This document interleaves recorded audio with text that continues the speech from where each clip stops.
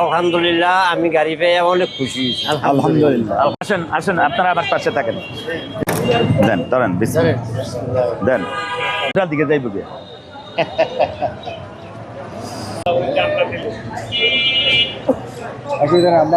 আল্লাহ যেন আপনাকে রহম করেন, বারাকা দান করেন। আমার প্রক্রিয়া রয়েছে যে আল্লাহর রহমতে যদি আল্লাহ আমার শরীরটা ভালো রাখে, আমি এই গাড়ি চালিয়ে 10 টাকা উন্নত করে আমার সংসার ঠিক মতন আমি চালানোর ব্যবস্থা করব। আমার নিজের চলার ওষুধ বড়ি লাগে, এটি খাওয়ার ব্যবস্থা করুন। আমার ফ্যামিলিকেও তো যা কিছু লাগে আমি আল্লাহ যদি আমার রিজিক দেয় আমি করবো। এবং আমি খুশি হয়েছি গাড়ি পেয়ে।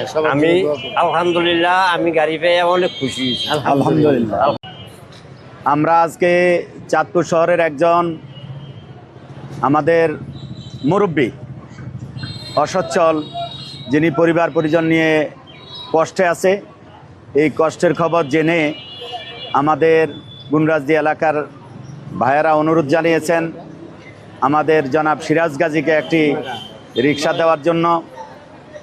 তা আমি অল্প সময়ের মাঝেই একটা রিক্সার ব্যবস্থা করেছি এবং ইঞ্জিন চালিত এই রিক্সাটা হইলে মুরব্বী তার পরিবার পরিজন নিয়ে ভালোভাবে জীবিকা নির্বাহ করতে পারবে। ব্যাটারি চালিত এই রিক্সাটা আমরা আজকে ওনাকে সরবরাহ করবো ইনশাল্লাহ। আমরা আশা করছি তিনি সততার সাথে, নিষ্ঠার সাথে এই দায়িত্ব পালন করবেন এবং তার রিক্সা পরিচালনার অভিজ্ঞতাও আছে, আগে রিক্সা পরিচালনা করতেন। ওনার একটা অসুস্থতা ছিল বড় রকমের, সে অসুস্থ হওয়ার পর উনি রিক্সাটা বিক্রয় করিয়া চিকিৎসা করছেন। যখন জানলাম যে রিক্সাটা বিক্রয় করিয়া চিকিৎসা করছেন, এখন বেকার হয়ে গেছেন, খালি হয়ে গেছেন, তখন আসলে একটা মানবিক বিষয় দাঁড়াইলো আমাদের চোখের সামনে। যার কারণে কাল বিলম্ব না করেই আমাদের এই জনাব সিরাজ গাজীকে একটা রিক্সা দেওয়ার মন স্থির করলাম এবং আজকে সিরাজ গাজীকে আনুষ্ঠানিকভাবে এই রিক্সাটা আমরা হস্তান্তর করুন ইনশাল্লাহ।